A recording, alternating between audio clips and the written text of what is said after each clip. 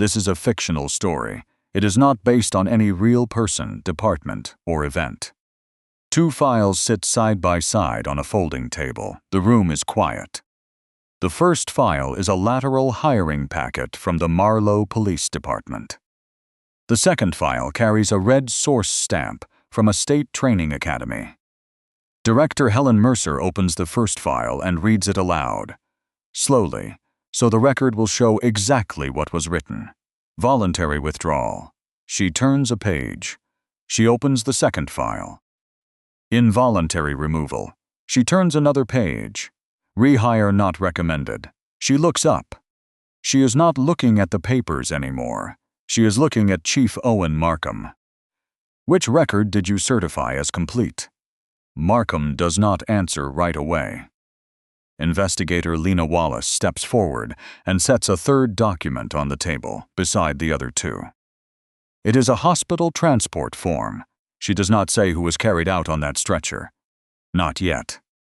18 months earlier, a blue checkmark and 6 words in a routine email were enough to let a young officer named Blake Tully put on a badge in the town of Marlow. Nobody in that town knew what those 6 words had covered up. It would take a traffic stop involving a 4-star Army general named Elijah Stanton to force the state to find out. The story begins far from any hearing room, in a quiet garage behind a set of military quarters at Fort Halstead. General Elijah Stanton is 60 years old. He is calm. He is disciplined. He rarely mentions his rank outside of official duty. Today he is wearing a faded navy t-shirt, worn jeans, and a pair of leather boots. Nothing on him, says General. He has spent the morning underneath his burgundy pickup truck, a project he restored himself, piece by piece, over several patient years. He wipes his hands on a rag and frowns at the engine. The carburetor gasket is cracked. He needs a replacement, and the only place to find one on short notice is a parts store in the nearby town of Marlow. He closes his toolbox. He lets the engine cool. His driver's license is valid. The truck is registered in his name. The insurance is active. The plate is clean. Buried in the state database, visible only when an officer runs a full plate check, is a flag connecting the vehicle to a defense affiliation, along with a direct number for a defense liaison desk that exists for exactly this kind of question. Before he backs out of the driveway, Major Erin Maddox stops him. "You're forgetting the watch," she says. "It's standard protocol. Senior command officers wear a secure watch whenever they leave the base alone, even off-duty, even for something as small as a hardware run. It logs his location and, if triggered, opens a live audio channel back to operations." Stanton smiles. "I'm buying a gasket, Major, not deploying." He puts the watch on anyway. Out on State Highway 46, Officer Blake Tully and Sergeant Martin Calder are parked near a shuttered feed store, running radar on the empty stretch of road. A white contractor rattles past them, towing a trailer with a broken rear marker light, a clear equipment violation. Calder notices it immediately. "That's a stop," he says. Tully doesn't move. A few minutes later, the burgundy pickup comes into view, moving at the posted limit, nothing wrong with it at all. Tully sits up straighter. "Driver doesn't fit the vehicle," he says. Calder glances over. "What's the violation?" "Tint," Tully says. "Looks illegal." It isn't. A tint meter reading, taken later that day by an investigator, will confirm the glass is factory standard, well within the state's legal limit. Tully never runs a meter of his own. He pulls out anyway. Stanton sees the lights in his mirror and does everything right. He signals. He pulls onto the shoulder. He shuts off the engine. He puts both hands on the wheel where they can be seen.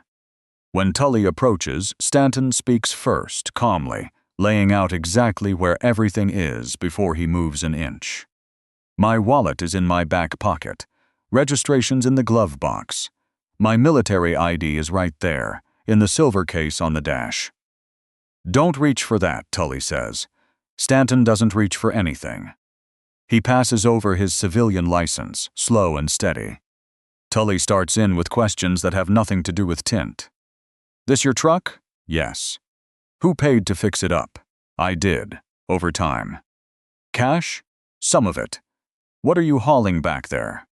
A carburetor gasket, that's all. Tully takes the license back to the cruiser.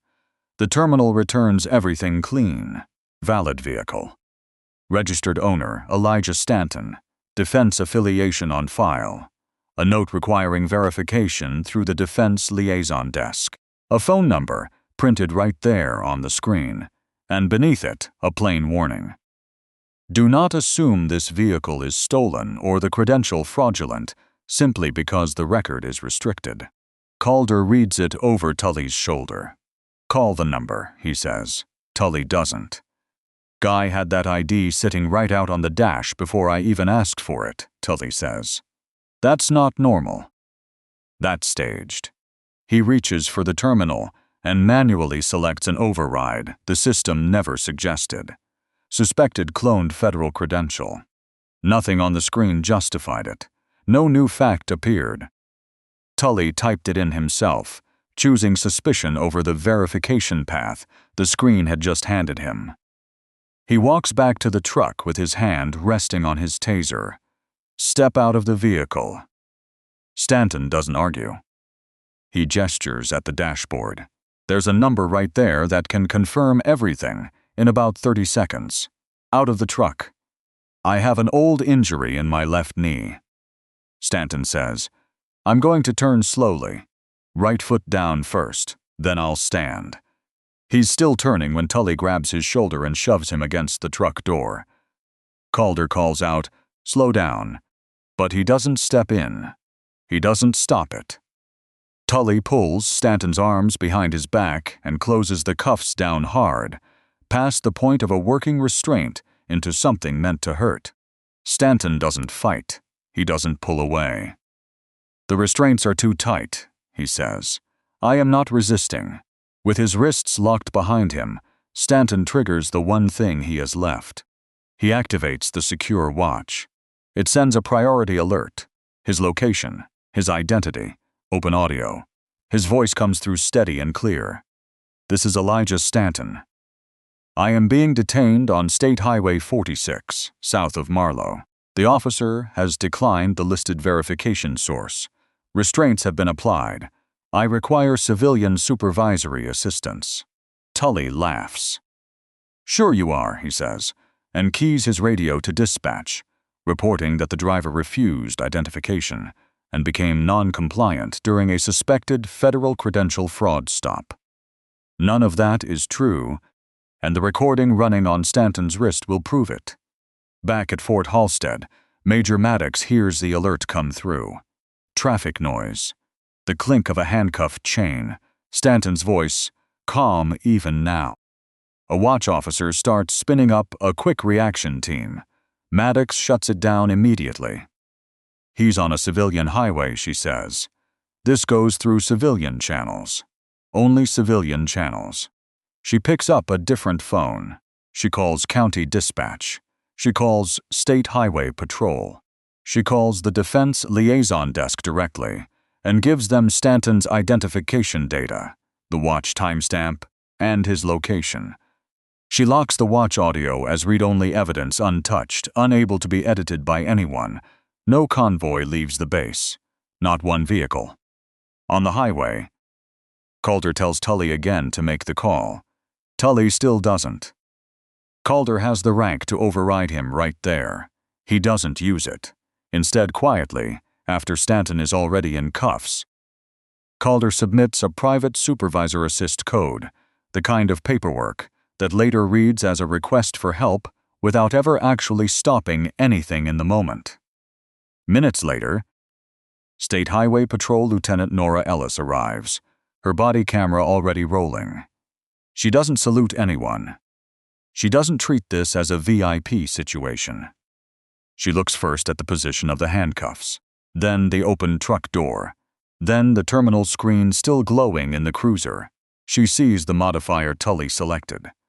"Who selected suspected cloned credential?" she asks. "I did," Tully says. "What verification source did you use?" "The return was restricted." "That's not what I asked." Ellis reads the listed instruction herself, then picks up her own radio and calls the defense liaison desk. The desk confirms everything in under a minute. Elijah Stanton's identity, the truck's registration, the defense affiliation, his active command status. Ellis calls for a roadside medic. She orders both the body camera footage and the cruiser's terminal audit preserved, untouched, starting now, and separates Tully and Calder so neither can align a story before giving a formal statement. Tully reaches for the cuffs to take them off. "Document the position first," Stanton says, "before anyone touches them again." Ellis photographs the ratchet depth, the marks already forming on Stanton's wrists, the exact angle of the restraints. The medic uses a disposable gauge and records compression marks, a small break in the skin, and strain to the knee Stanton had warned them about. There is nothing in any of it, not one mark, not one note, that supports Tully's claim that Stanton resisted. Ellis removes the cuffs herself. Chief Owen Markham arrives soon after. He asks to speak with Stanton privately, away from the cameras. Stanton declines. Markham tries to frame the whole thing as a verification failure, an unusual database return, a mistake made by a young officer still learning the job. Stanton's answer is short. "The database gave your officer a verification source. He chose fraud instead." Then he asks for something Markham clearly wasn't expecting. He asks for the terminal audit, the dispatch audio, the body camera footage, the watch transcript, and Tully's complete hiring and training file. Markham's reaction to that last request tells its own story. The case is referred to an outside investigator, Lena Wallace, who begins the only way she knows how, by rebuilding the stops second by second, using nothing but the record.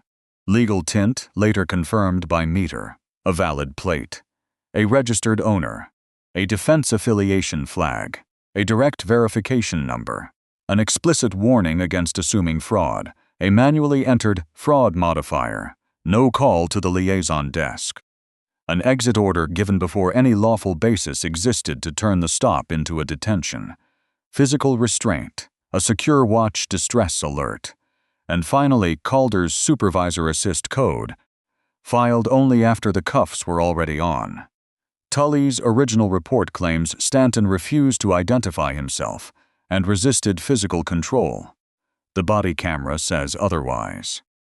It shows the silver identification case in plain view before the exit order was ever given.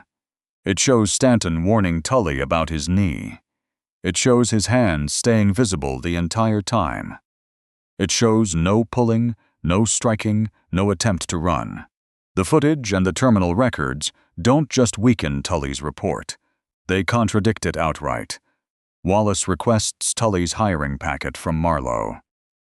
The packet was built almost entirely from a summary letter Tully submitted himself when he applied. Inside, she finds a blue check mark next to the line, "No prior disqualifying conduct," Chief Markham's signature beneath it, and a short summary stating that Tully had voluntarily withdrawn from the Texas Regional Peace Officer Academy due to what the file calls training incompatibility.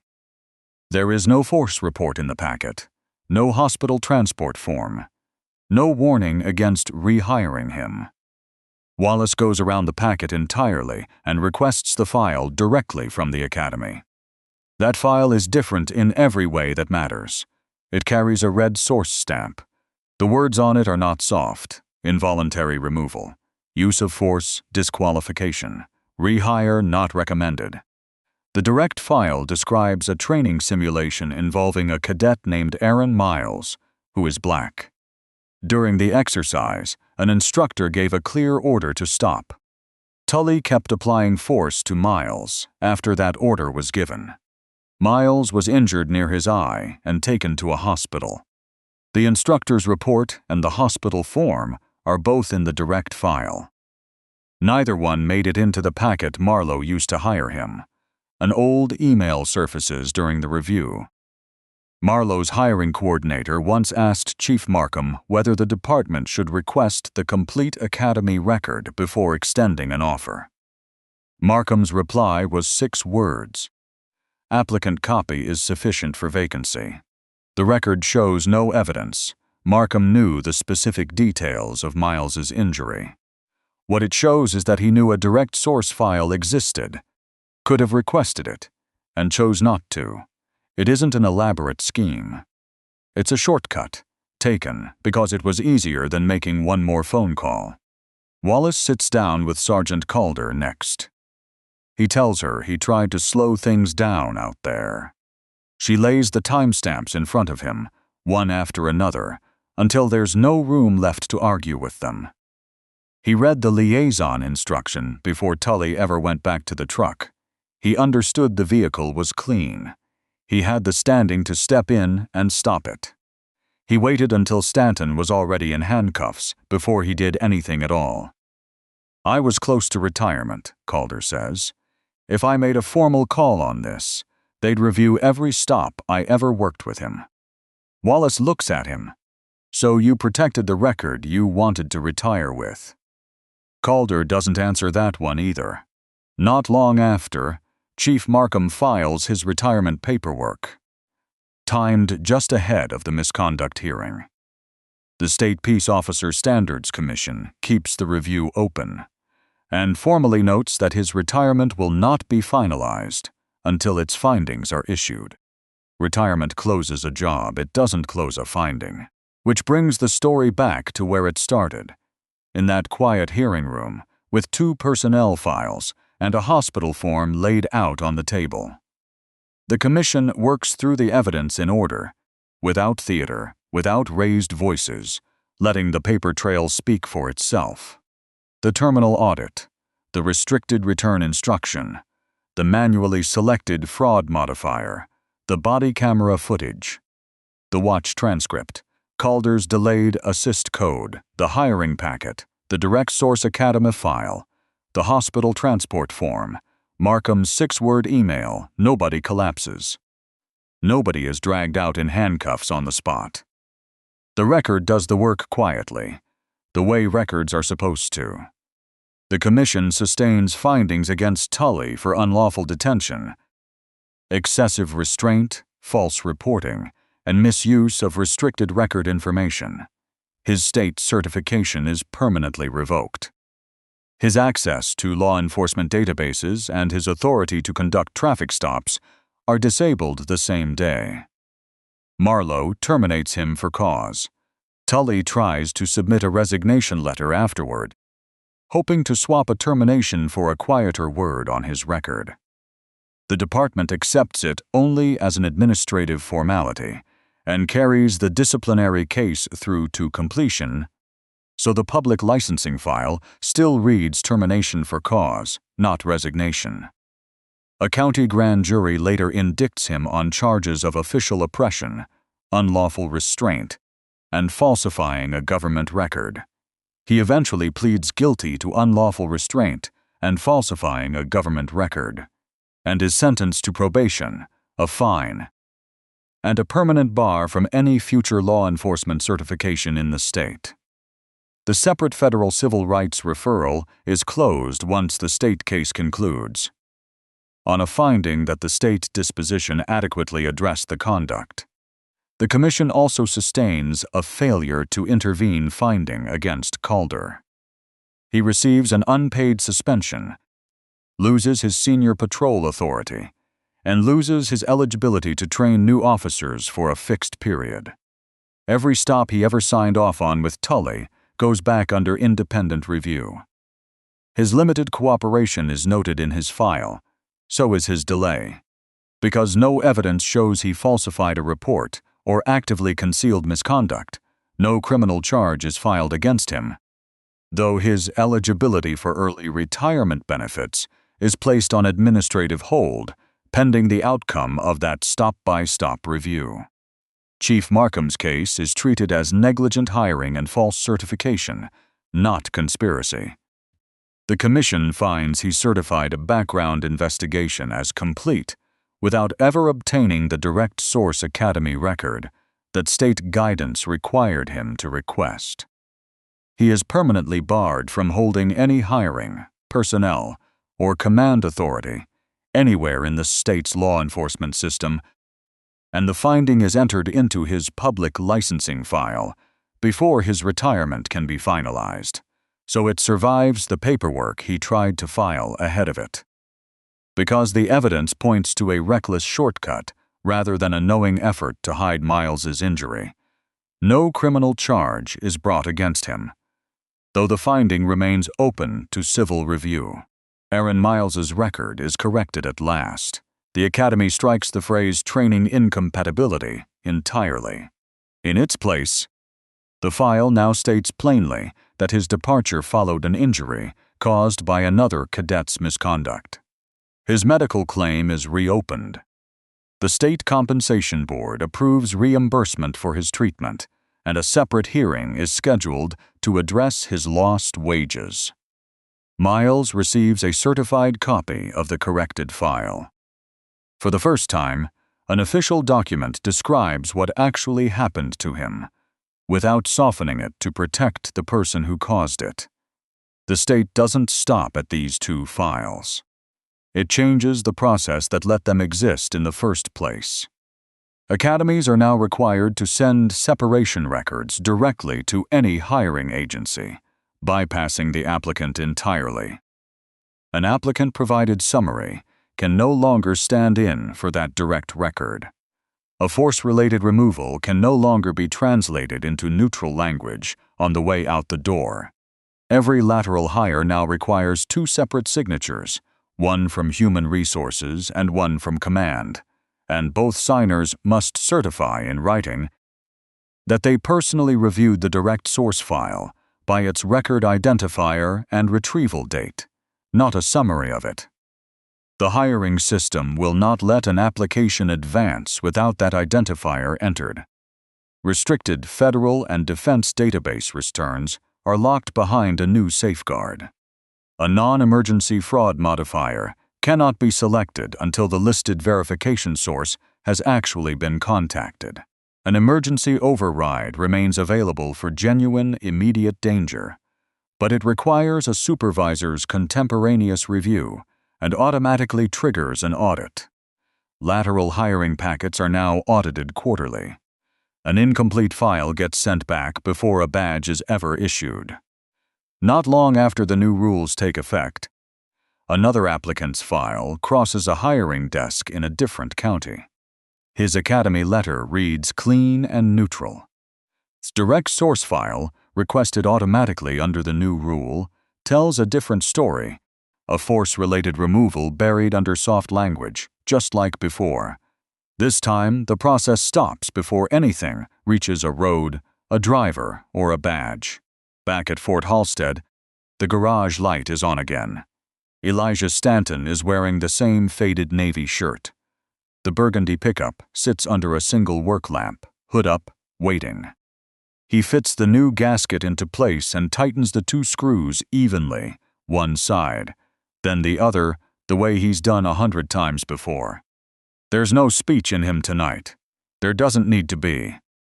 The truck didn't need saving. The systems around it did. The most important repair in this story never happened under that hood.